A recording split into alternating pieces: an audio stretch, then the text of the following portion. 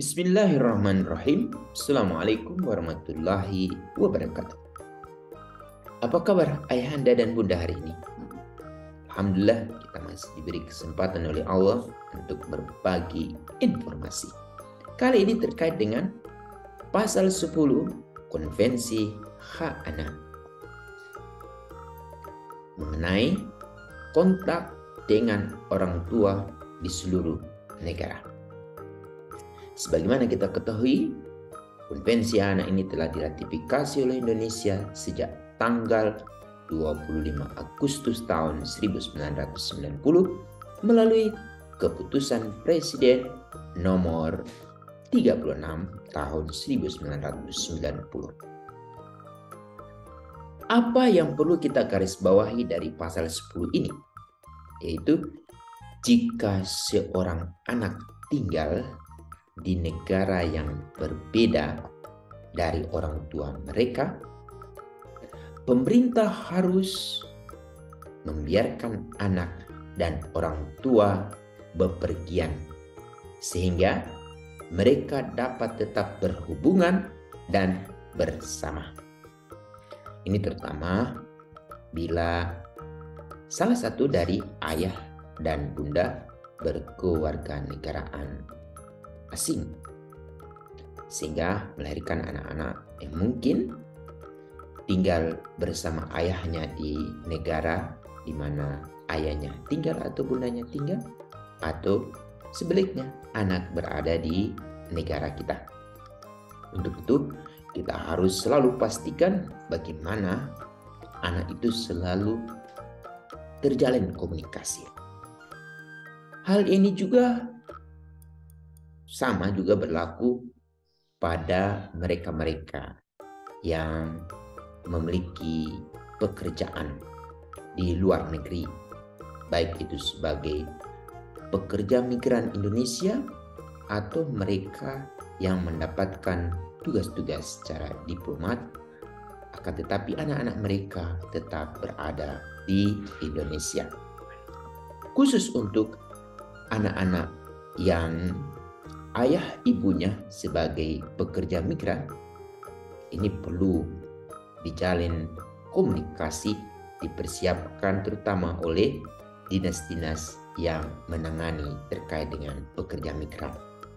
Selalu harus terpastikan anak-anak mereka itu bisa saja secara teratur itu terjalin komunikasi sehingga anak-anak tersebut tidak kehilangan jati diri dia, tidak kehilangan identitas diri dia, bahwa dia memiliki ayah dan ibu yang memiliki karakter dan identitas yang itu juga harus diketahui oleh anak-anak mereka.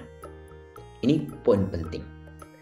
Kenapa ini menjadi sangat penting? Bila kita kaitkan dengan pasal-pasal lain yang ada di Konvensi Anak, itu coba kita lihat ada di pasal 5, yaitu anak sangat senang bila memiliki ayah dan bunda yang memiliki pengetahuan, keterampilan, dan sikap. Itu artinya adalah setiap saat ayah dan bunda selalu melakukan pembimbingan kepada anak-anak mereka. Tapi karena ada alasan-alasan tertentu, itu yang tidak terjadi. Itu harus kita pastikan. Siapa nih yang akan menggantikan peran-peran ayah atau bunda mereka terhadap proses tumbuh kembang anak-anak mereka. Yang kedua adalah terkait dengan apakah anak ini sudah terregistrasi lalu memiliki kutipan akta yang diterbitkan oleh Dinas Kependudukan dan Catatan Sipil, sehingga anak itu benar-benar terjamin.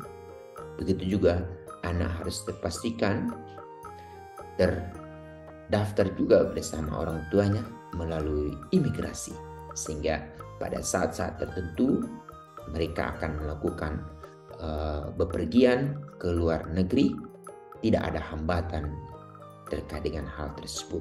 Ada jaminan anak-anak itu memiliki identitas.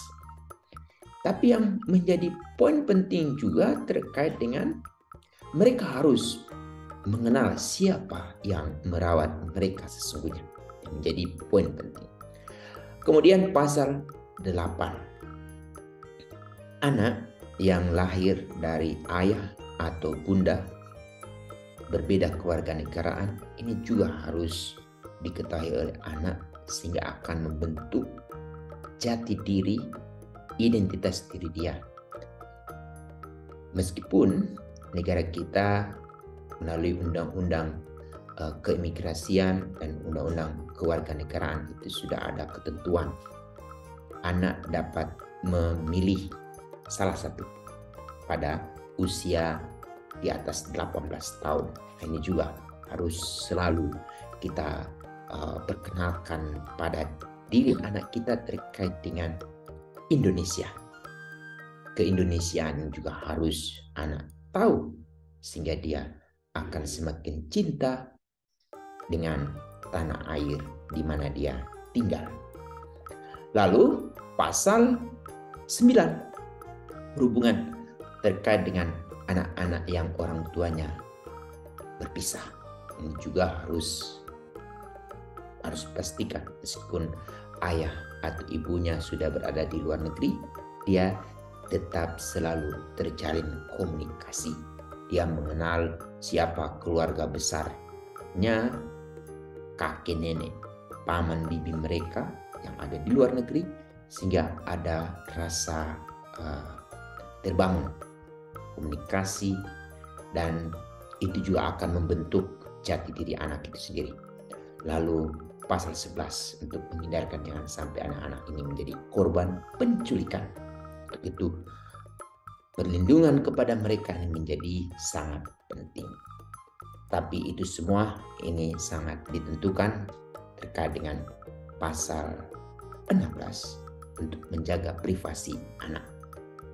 Terkait dengan privasi ini menyangkut identitas, ini dilindungi oleh 3 undang-undang sekaligus. Itu pertama, Undang-Undang Nomor 14 Tahun 2008 tentang Keterbukaan Informasi Publik, kemudian Undang-Undang Nomor 11 Tahun 2012 tentang Sistem Peradilan Pidana Anak, tapi yang paling terbaru itu adalah Undang-Undang Nomor 27 Tahun 2022 tentang Pelindungan Data Pribadi, termasuk data-data anak ini. Dia harus terproteksi dengan baik sehingga dia terhindar dari berbagai persoalan. Ini mungkin yang bisa kami sampaikan. Berharap ayahanda dan bunda yang memiliki anak di tanah air selalu berkomunikasi dengan anaknya sehingga anaknya merasa memiliki ayah dan bunda yang seutuhnya, dan yang kemudian akan membentuk diri dia menjadi individu yang selalu akan cinta keluarga dan paling utama adalah cinta tanah air. Demikian, Assalamualaikum warahmatullahi wabarakatuh.